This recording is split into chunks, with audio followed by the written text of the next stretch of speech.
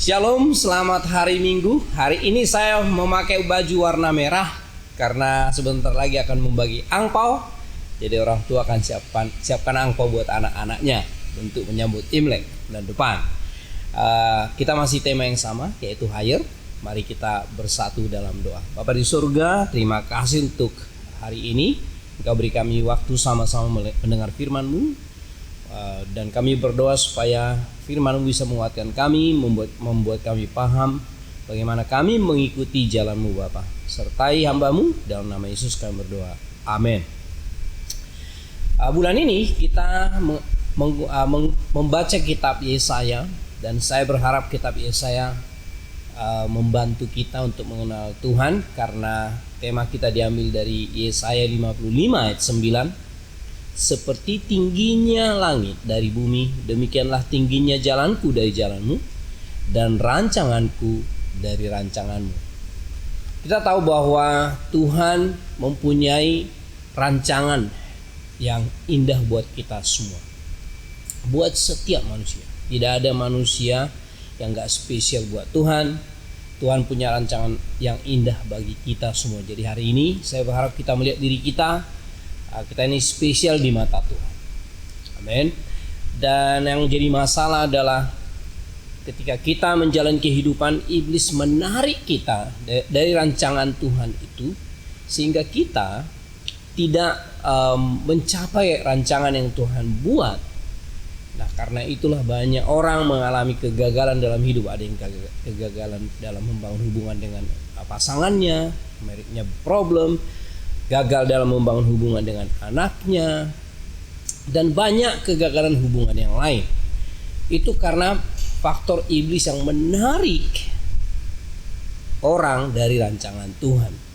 Nah, Tuhan sendiri memberikan firman-Nya untuk menuntun kita kembali ke rancangan Tuhan itu. Jadi rancangan Tuhan itu udah dikasih, dan Tuhan menuntun kita melalui firman-Nya. Tapi untuk kita bisa mengikuti rancangan itu, kita perlu betul-betul memahami bagaimana langkah kita, bagaimana cara kita. Nah, hari ini saya mau berharap ada 3 poin, saya berharap membantu kita untuk kita bisa kembali ke rancangan Tuhan. Pertama-tama pertanyaan saya adalah, siapa Tuhan bagi kita?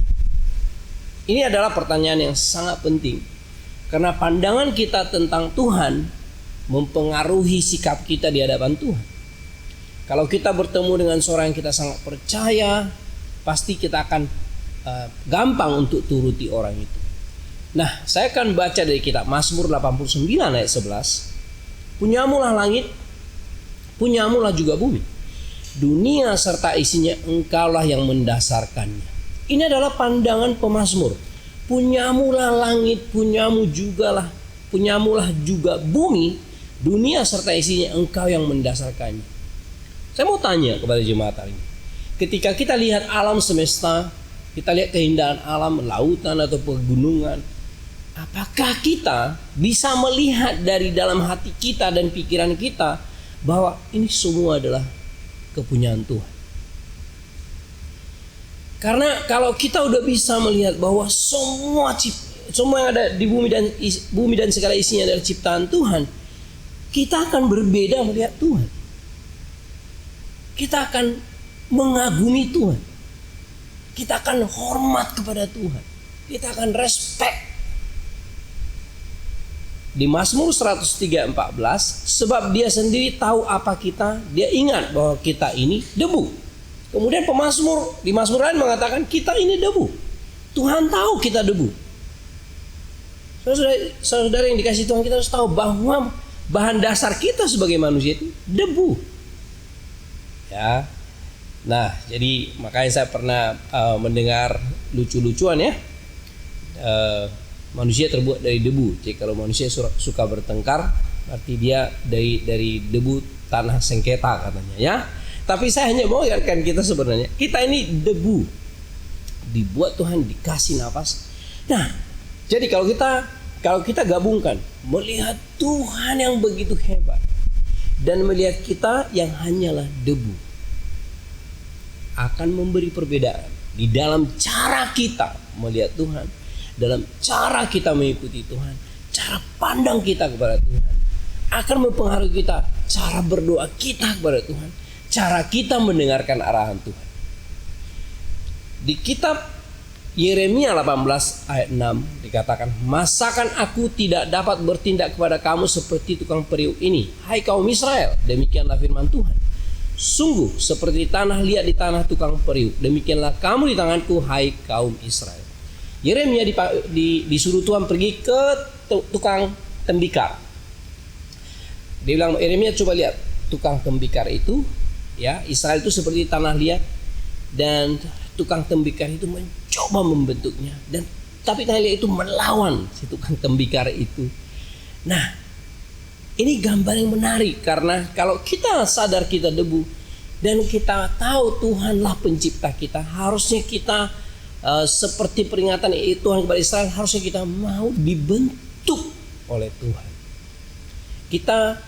Kita pandangan kita dengan Tuhan itu, dengan kalau sudah benar kita membuka diri dibentuk oleh Tuhan. Karena kita memang dirancang Tuhan dengan rancangan yang sangat luar biasa, tetapi rancangan itu hanya didapat dengan pembentukan.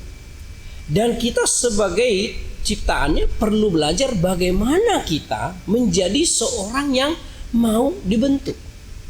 Nah, kalau kita mengacu kepada kitab Yesaya, itu adalah proses di mana sejak bangsa Israel dibawa dari Mesir untuk menjadi satu bangsa, dari perbudakan menjadi satu bangsa untuk tinggal di Kanaan, dikasih tahu kepada mereka supaya bagaimana mereka harus hidup, bagaimana mereka dibentuk, tetapi mereka gagal mengikuti arahan Tuhan.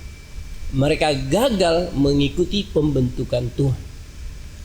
Kalau mereka berhasil, mereka adalah menjadi imam bagi bangsa-bangsa. Nah, kejadian Israel ini bisa menimpa kita kalau kita tidak membuka diri dibentuk oleh Tuhan. Kita juga akan mengalami kegagalan seperti mereka. Karena itu poin saya yang pertama, biarkan Tuhan membentuk kita. Biarkan Tuhan membentuk kita. Nah, kita akan maju ke poin yang kedua, di mana saya mundur sedikit waktu Israel meninggalkan Tuhan di Yesaya 55 ayat 6 dan 7. Carilah Tuhan selama ia berkenan ditemui, berserulah kepadanya selama ia dekat. Baiklah orang fasik meninggalkan jalannya, dan orang jahat meninggalkan rancangannya. Baiklah ia kembali kepada Tuhan, maka dia akan mengasihaninya, dan kepadalah kita, sebab dia memberi pengampunan dengan limpahnya.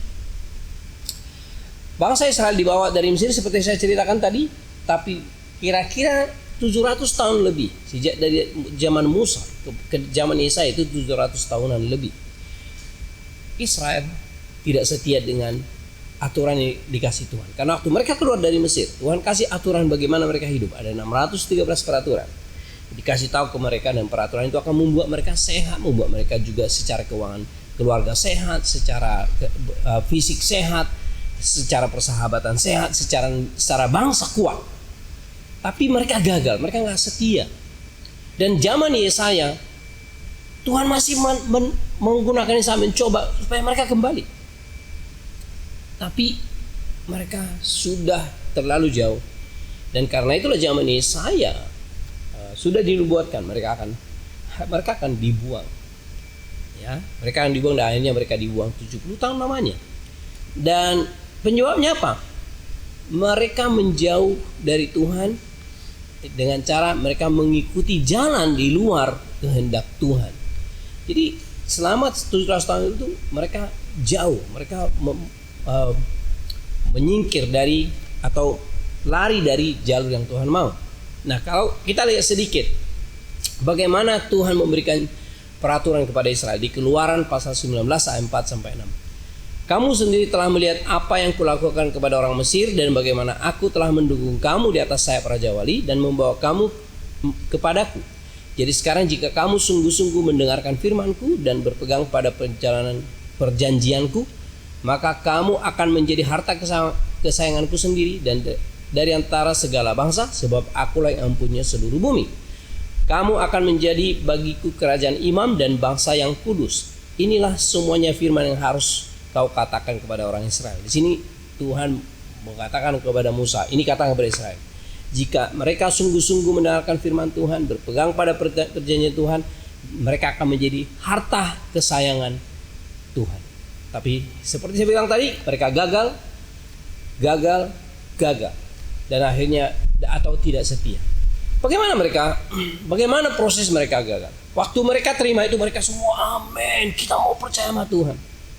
Tapi ketika mereka ke Kanaan, dalam perjalanan ya, ketika mereka setelah terima itu udah mulai ngelawan ya, dan sampai akhirnya generasi kedua dari perjalanan itu nyampe di Kanaan, terus menerus ketidaksetiaan itu terus ada di mereka.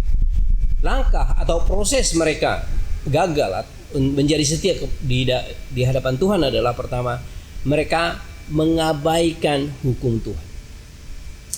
Ya, mereka dengar Tuhan tapi diabaikan, ya, kayak disepelekan, ya, nyantai aja. Kemudian makin jauh mereka mencampur hukum Tuhan atau mencampur penyembahan Tuhan dengan penyembahan Tuhannya orang Kanaan. Ya, karena banyak berhala di sana. Dan makin jauh akhirnya mereka udah menjadi penyembah berhala. Ya, udah menjadi penyembah berhala. Jadi itulah proses ketidaksetiaan Israel, dan akhirnya mereka menjadi orang yang jauh dari firman Tuhan. Nah, belajar dari Israel ini, apa seruan Tuhan kepada kita? Yohanes 8 ayat 31 dan 32. Maka katanya kepada orang-orang Yahudi yang percaya kepadanya, jikalau kamu tetap dalam firman-Ku, kamu benar-benar adalah murid-Ku, dan kamu akan mengetahui kebenaran, dan kebenaran itu akan memerdekakan kamu. Di sini permintaan Tuhan apa kepada kita? Tetap di dalam firman-Nya. Barulah kita benar-benar murid-Nya. Tetap dalam firman-Nya, barulah kita benar-benar adalah pengikut-Nya. Jadi kita sebagai pengikut Tuhan perlu teliti dengan firman. Jangan abai seperti orang Israel. Kemudian perlu menyangkal diri untuk menuruti atau mematuhi firman, supaya kita selalu hatinya bersih di hadapan Tuhan. Teliti, carefulness, kita careful, turuti dan patuhi supaya kita terus lebih baik. Dan kemudian tekuni firman Tuhan. Menekuni firman itu ada harganya. Kita harus kasih waktu kita harus membantu teman-teman kita yang lain, ada harganya. Bangsa Israel juga mengikuti firman perjanjian lama sama. Mereka harus teliti apa yang dikatakan Tuhan. Mereka harus selalu membersihkan diri dan membawa persembahan ke bait Allah. Dan mereka harus memberikan persembahan. Ada persembahan harian, mingguan, bulanan, bahkan tahunan. Jadi kita dalam ikut Tuhan itu, ya, perlu betul-betul di dalam firman, dan perlu kita serius dengan firman Tuhan. Itu poin saya yang kedua, adalah firman Tuhan panduan kita. Ya, biarkan firman Tuhan jadi panduan kita, supaya kita masuk atau menemukan rancangan Tuhan kepada kita. Nah, yang ketiga, saya ajak kita kembali membaca Yesaya 55 ayat 8 sampai 9. Sebab rancanganku bukanlah rancanganmu, dan jalanmu bukanlah jalanku. Demikianlah firman Tuhan. Seperti tingginya langit dari bumi, demikianlah tingginya jalanku dari jalanmu, dan rancanganku dari rancanganmu. Inilah tema kita. Tuhan merancang hal yang terbaik bagi kita, dan kadang-kadang kita nggak memahami rancangan itu, karena rancangan Tuhan itu jauh lebih baik, ya, jauh lebih baik. Nah, ini juga dikatakan atau dikutip di kitab Roma pasal 11 ayat 33 sampai 36. Oh, alangkah dalamnya kekayaan, hikmat dan pengetahuan Allah. Sungguh tak terselidiki keputusan-keputusannya, dan sungguh tak terselami jalan-jalannya. Sebab siapakah yang mengetahui pikiran Tuhan? Atau siapakah yang pernah menjadi penasihatnya? Atau siapakah yang pernah memberikan sesuatu kepadanya, sehingga ia harus menggantikannya? Sebab segala sesuatu adalah dari Dia, dan oleh Dia, dan kepada Dia. Bagi Dialah kemuliaan sampai selama-lamanya. Nah, jadi waktu kita mau datang ke Tuhan, kita harus mengetahui bahwa alangkah tingginya rancangan Tuhan itu, alangkah dalamnya kekayaan Tuhan itu. Nah, ini sangat bergantung kepada bagaimana pandangan kita kepada Tuhan. Memang dalam proses kita ikut rancangan Tuhan, kita lihat kadang-kadang Tuhan membuat kita mengalami masa sulit. Ada krisis-krisis yang dijalani oleh anak-anak Tuhan. Abraham mengalami itu, Musa mengalami itu, Ishak mengalami itu, Yakub mengalami itu, Yusuf mengalami itu. Nah, tapi sebagai manusia, kebanyakan kita nggak mau ada proses. Dia nggak suka proses. Kita maunya rancangan langsung. Bukan begitu cara kerja Tuhan. Cara kerja Tuhan selalu memberikan anak-anaknya itu hajaran, training, didikan. Tidak langsung semua serba gampang. Dan ini yang kadang-kadang sebagai umat Tuhan, kita sebagai umat Tuhan, banyak orang Kristen kurang siap kalau Tuhan memberikan hajaran atau yang mendidik. Ini harus menjadi keyakinan kita semua, bahwa kalau kita mau mengikuti rancangan Tuhan, menjadi sesuai dengan rancangan Tuhan, kita harus bisa betul-betul melihat rancangan Tuhan itu sangat jauh. Itu janji Tuhan. Itu loh poin saya yang ketiga. Janji Tuhan itulah pengharapan kita. Jadi kalau kita lihat janji Tuhan itu pengharapan kita, kita berharap aja, kita percaya aja. Belum lihat, ya, tapi percaya aja bahwa janji Tuhan bagi kita adalah rancangan yang terbaik. Kalau kita melihat misalnya kisah Yusuf, ya, waktu Yusuf dibuang, itu adalah hal yang menyakitkan.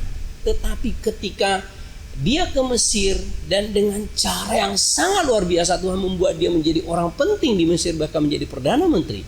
Luar biasa. Di mana dia sendiri dipakai Tuhan menyelamatkan semua saudara-saudara yang telah mau membunuh dia. Itu contoh rancangan Tuhan kalau kita lihat kisah Yusuf. Jadi hari ini semua kita punya kisah-kisah yang dikasih oleh Tuhan, punya perjalanan atau punya rancangan dikasih Tuhan. Tetapi tantangannya adalah kita harus bisa betul-betul membiarkan Tuhan membentuk kita, membiarkan firman Tuhan menjadi panduan kita, membiarkan janji Tuhan menjadi pengharapan kita, dan kita hanya berserah kepada Tuhan. Saya percaya kita semua akan mencapai tujuan Tuhan di dalam hidup kita. Tuhan memberkati. Mari kita bersatu dalam doa. Bapa di surga, terima kasih karena Engkau begitu baik kepada kami. Terima kasih untuk firman-Mu, terima kasih untuk rancangan-Mu. Kami bersyukur karena kami berharga di mata Engkau. Bantu supaya firman ini bisa menjadi kekuatan bagi kami, untuk kami benar-benar menjadi orang-orang yang mau patuh, mau mengikuti-Mu, mau percaya kepadamu. Dalam nama Yesus kami berdoa dan mengucap syukur. Amin.